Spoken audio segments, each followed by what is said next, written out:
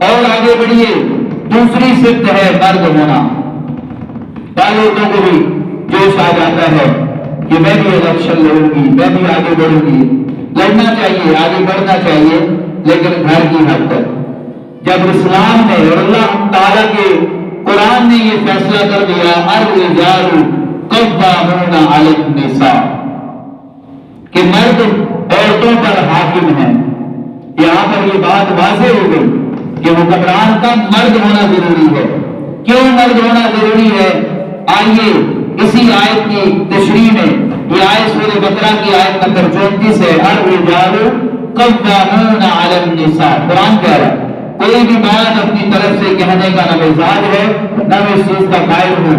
جو بھی صفات ہم ذکر کر رہے ہیں ہر ایک کی دلیل قرآن اور حدیث سے ساتھ ساتھ آپ کی سماعتوں کی نظر کرتا چلا جا رہا ہوں کہ مرد حاکم اور سرپرست ہے عورتوں پر۔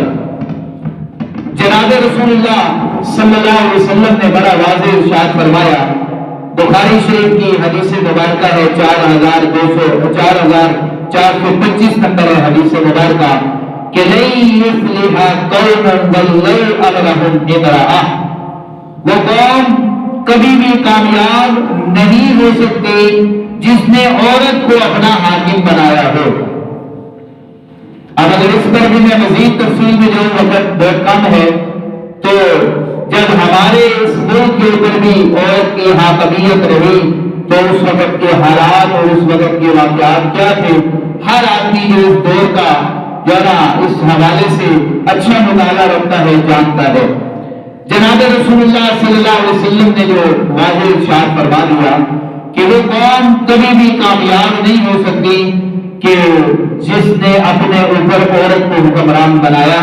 تو دوسری صفت ہمارے حکمران کی کیا ہے کہ وہ مرد ہو، اس کا مرد ہونا ضروری ہے، باقی اور کوئی بھی اس کے اندر سسٹم نہیں ہونا چاہیے۔